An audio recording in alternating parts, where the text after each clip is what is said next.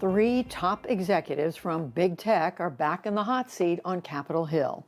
The focus, misinformation, disinformation, and how it spreads. But this time, Mark Zuckerberg of Facebook, Sundar Pichai of Alphabet, and Jack Dorsey of Twitter face questions about their company's own responsibility in the January 6th riots. William Brangham reports, and for the record, the Chan Zuckerberg Initiative is a funder of the NewsHour. Judy, there was tough criticism from both sides of the aisle today. On the Democratic side, lawmakers tried to pin these executives down on whether they bore any responsibility for the ocean of election misinformation that in part led to the events of January 6th. For example, Congressman Frank Pallone of New Jersey today, he contended that these companies are so dependent on heavy engagement of content and that they don't really care whether that content is true or not. The dirty truth is that they are relying on algorithms to purposely promote conspiratorial, divisive, or extremist content so that they can take more money and ad dollars.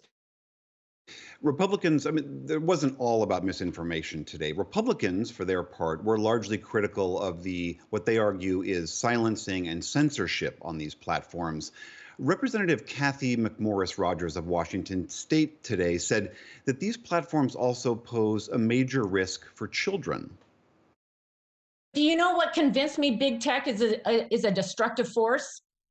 It's how you've abused your power to manipulate and harm our children. Your platforms are my biggest fear as a parent. It's a battle for their development, a battle for their mental health, and ultimately a battle for their safety. So let's talk a little bit more about what came up today. Sarah Miller is the executive director of American Economic Liberties Project. That's a nonpartisan group that advocates for corporate accountability and antitrust enforcement. And part of that project includes a campaign called Freedom from Facebook and Google. Sarah Miller, good to have you on the NewsHour. I want to pick up on the argument that we just heard from Congressman Frank Pallone, which is the argument that these companies' business models, even the very algorithms they use to keep us on their sites, are meant to keep us glued, and that they often will feed us increasingly dubious, dangerous misinformation. How fair is that accusation?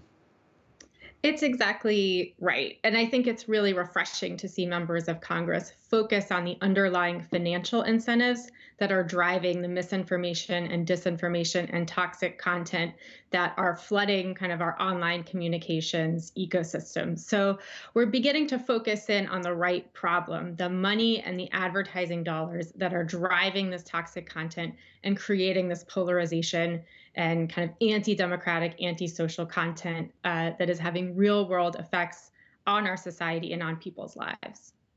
One of those real-world effects that some representatives brought up today was January 6th, and that they argued that these plotters plotted their insurrection, as some call it, on these platforms. They celebrated on these platforms.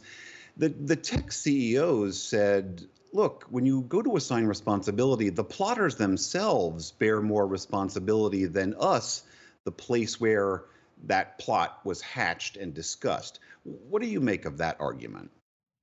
Yeah, I think policymakers are seeing through that argument. The truth is that this sort of toxic, engaging content is actually what these platforms are designed to amplify. So, for example, according to our estimation, we think that Facebook may have made as much as $3 billion off of keeping QAnon content on the platform. So this isn't an issue of trying but failing to capture all of the dangerous content that's flooding through the platform. It's actually an issue of these platforms being designed to amplify exactly that type of content. It's the most engaging. It's what keeps people glued to the platform, and it's what keeps them making money.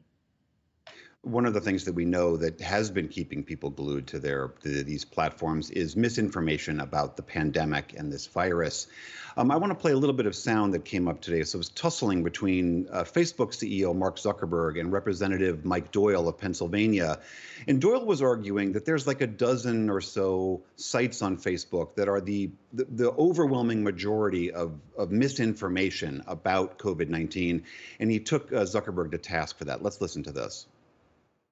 Why in the midst of a global pandemic that has killed over 500,000 Americans that you haven't taken these accounts down that are responsible for the preponderance of vaccine disinformation on your platforms? Will you all commit to taking these platforms down today, Mr. Zuckerberg? Congressman, yes, we do have a policy against allowing. Oh, I know you have a vaccine policy, but will disinformation. you take the sites down today? You still have 12 people up on your site doing this. Will you take them down?